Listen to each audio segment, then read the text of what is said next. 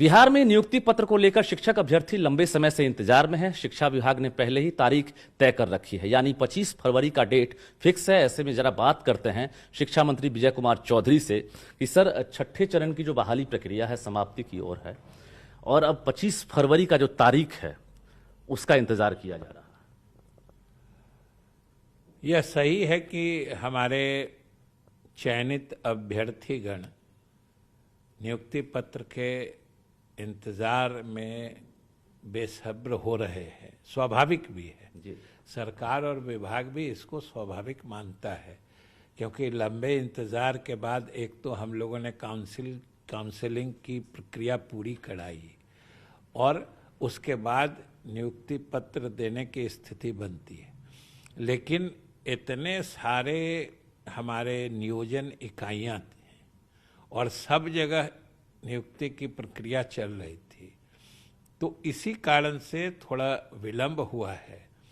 और अभी भी अब जैसे पिछले ही दिनों जो हम लोगों ने छठे चरण के तृतीय चक्र में जो काउंसलिंग का काम कराया, कुछ जगह जो हमारे नवनिर्वाचित जनप्रतिनिधिगण हैं, जो नियोजन प्राधिकार के पदाधिकारी हैं, उन लोगों के असहयोग के कारण भी नहीं हो सका है। तो जहाँ जहाँ जिन नियोजन इकाइयों में हम नियोजन या काउंसलिंग की प्रक्रिया पूरी नहीं कर पाए हैं तृतीय चक्र में, हम उनके भी तिथि की शीघ्र घोषणा करेंगे इसी बीच में।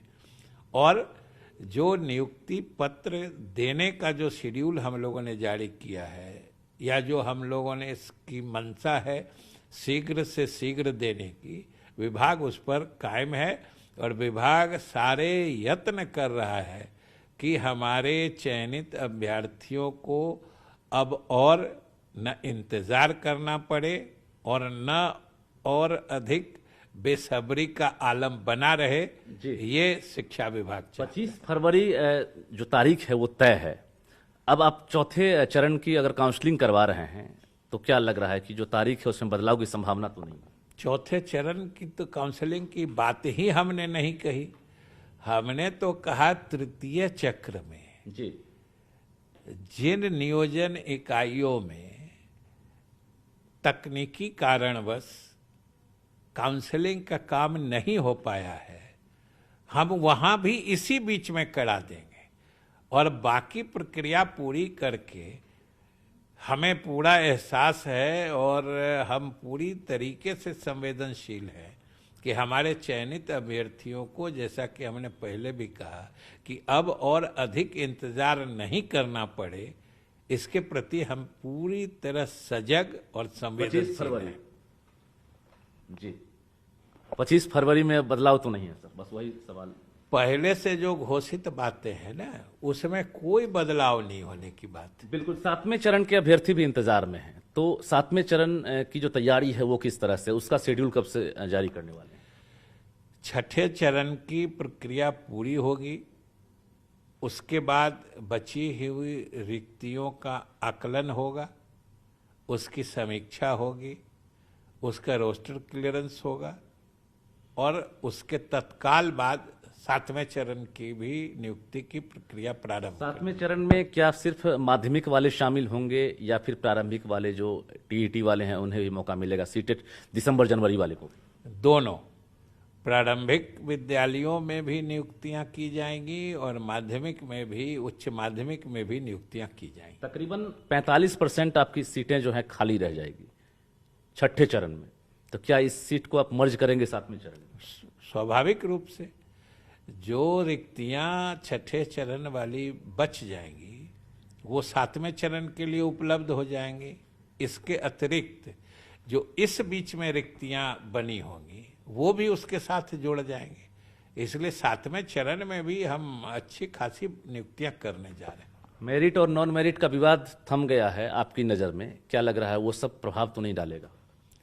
थम नहीं गया है, वो अर्थहीन है मेरिट और नॉट इन मेरिट लिस्ट का, उसका कोई माने नहीं है। हमने कहा वो अर्थहीन है, वो थोड़े समय के लिए उसके संबंध में भ्रम की स्थिति पैदा हुई थी, जो किसी कारणवश हुई थी, उसमें हम जो अभ्यर्थी हैं उनका भी दोष नहीं दे सकते हैं।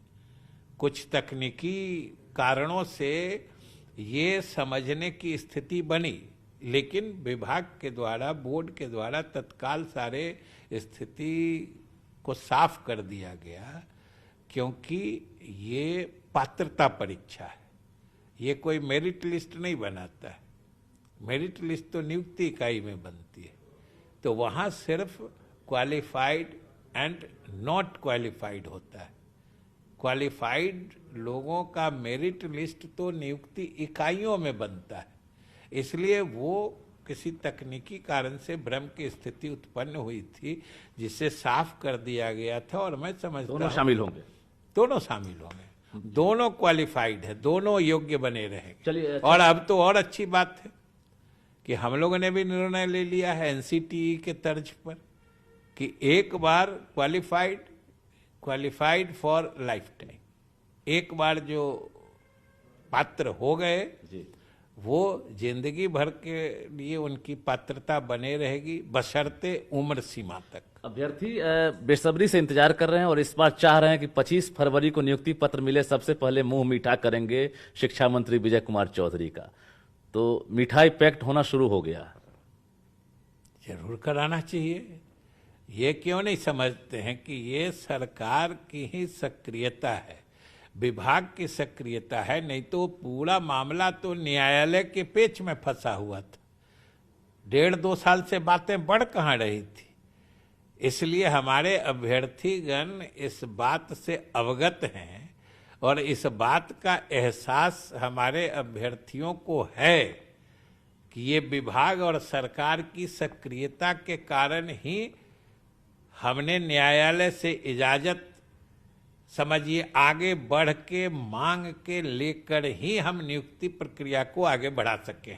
ये सभी अभ्यर्थी जानते हैं। बिल्कुल, शिक्षा मंत्री विजय कुमार चौधरी ने बड़ा बयान दिया है और जाहिर है जिस तरह से अभ्यर्थी कहीं ना कहीं इंतजार में बैठे हुए हैं और उम्मीद भी टूटता हुआ उनको दिख रहा था, उस उम्मीद पर जो है आप कायम रहिए, क्योंकि मंत्री जी ने फिर से कहा है कि 25 फरवरी जो तारीख तय की गई है उस तारीख में फिलहाल कोई बदलाव नहीं होगा और उसके बाद तुरंत 7वें चरण की भी बहाली प्रक्रिया शुरू हो जाएगी।